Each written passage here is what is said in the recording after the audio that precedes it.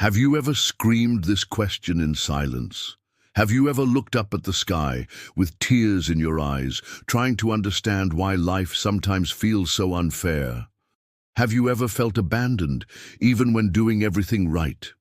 This question has echoed in afflicted hearts since ancient times. Job asked it amidst the ashes of loss. David whispered it in the caves of persecution. Even Jesus on the cross cried out, "My God, why have you forsaken me?" Matthew 27:46. But maybe we're asking the wrong question. Instead of asking, "Why is this happening to me?" we should be asking, "What is this happening for?" Life doesn't punish us. It prepares us. God doesn't punish us. He shapes us. Suffering is not the final sentence.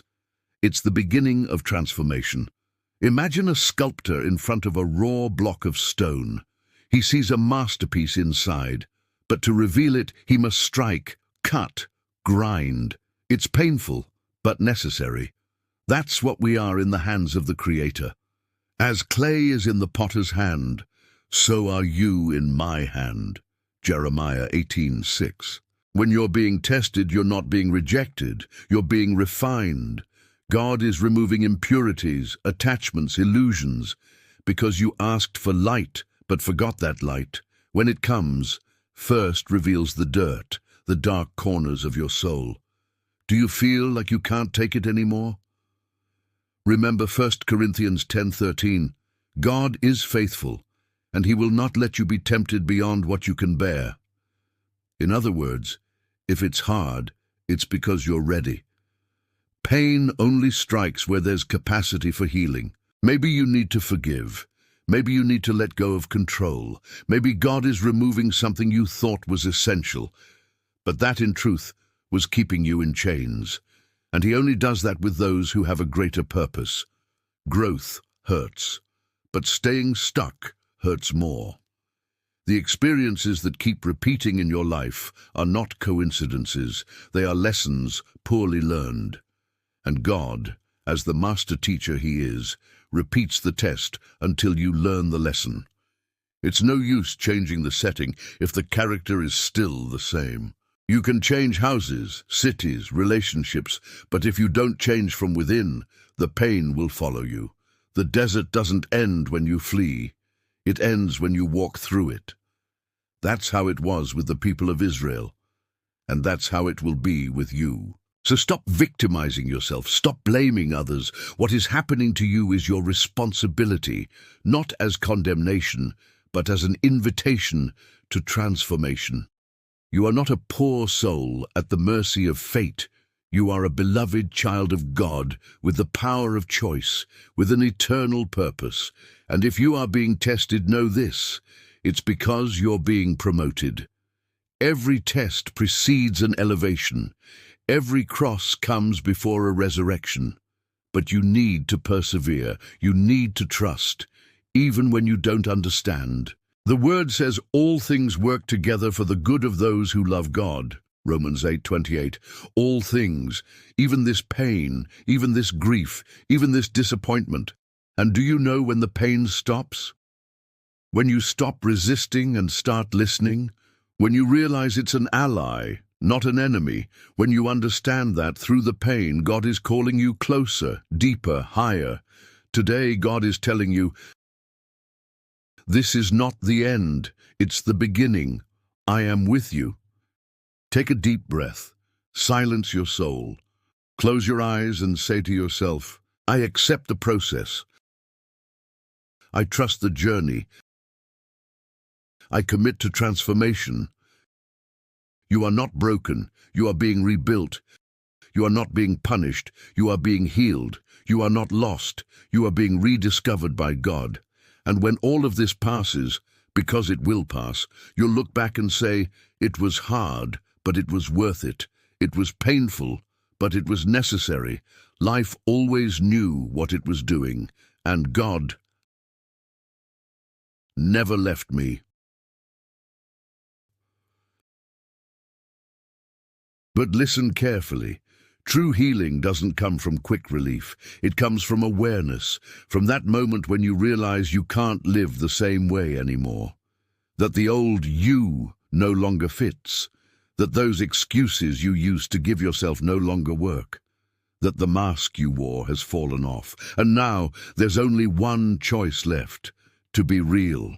And being real hurts, because you'll have to admit your flaws. You'll have to face the pride that pushed people away, the neediness that made you settle for less, the fear that kept you from growing. But it's in the pain of truth that freedom is born. Have you noticed how it's in the moments of greatest crisis that we wake up? When everything falls apart, when plans fail, when the ground disappears. That's when you discover what really matters. That's when you realize you've been investing your energy in things without eternal value. This is not about suffering for suffering's sake. It's about understanding the purpose of suffering. Suffering, when embraced with wisdom, transforms. It refines. It purifies. It cleans the lens through which you see the world. And after that, you'll never see life the same way again. And maybe you're going through exactly that process right now. Maybe you're in the middle of a desert, a dark valley, a tunnel with no end. But listen, even the longest tunnel has an exit. Even the darkest night ends in dawn. The question is not if it will pass. It's what you'll carry with you when it does. Some people go through pain and come out bitter. Others come out wiser. The difference is in how they chose to respond, and you have that choice. You can keep fighting, complaining, resisting. Or you can breathe, surrender, and ask, what is life trying to show me through this? Sometimes the answer doesn't come right away. Sometimes it comes in silence, in simple gestures, in a book that falls into your hands, in an unexpected conversation, in a forgotten memory that resurfaces. And when you piece it all together, you realize nothing was in vain. You came to this world not just to survive, but to awaken, to break out of superficiality, to live with awareness, to touch other people's lives with your truth. But how will you do that if you don't even know who you are? How can you teach anything if you haven't learned to listen to yourself? That's why life confronts you. Because it loves you, because it believes in you more than you believe in yourself. And that's why it won't let you stay comfortable where you are. Because you weren't born to live small. You were born to expand, to shine, and it's in discomfort that you grow. It's in adversity that you're revealed. And when you finally accept this, something changes inside you. You stop asking for things to get better and start asking to become someone better in the midst of it all.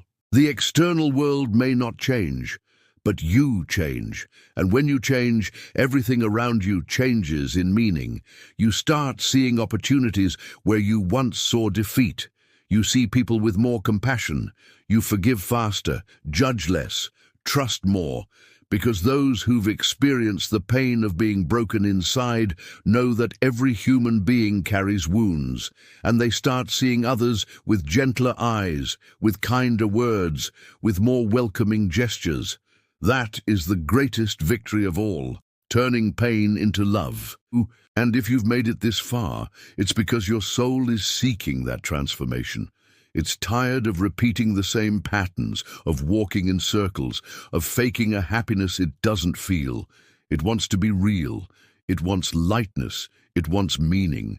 And the first step toward that is surrender. Surrender what weighs you down. Surrender what wounds you. Surrender what you can't control. And trust that there is a greater force taking care of everything. You don't need to understand everything. You just need to trust, walk, and remain faithful to your process. And even if no one sees it, even if no one understands, keep going, because there is a whole heaven cheering for your healing. There is divine purpose hidden in every detail, and if you don't give up, you will find it. And when you find it, you will understand that all of this, absolutely all of this, was part of a greater plan. Now it's up to you. Choose to move forward. Choose to trust. Choose to grow.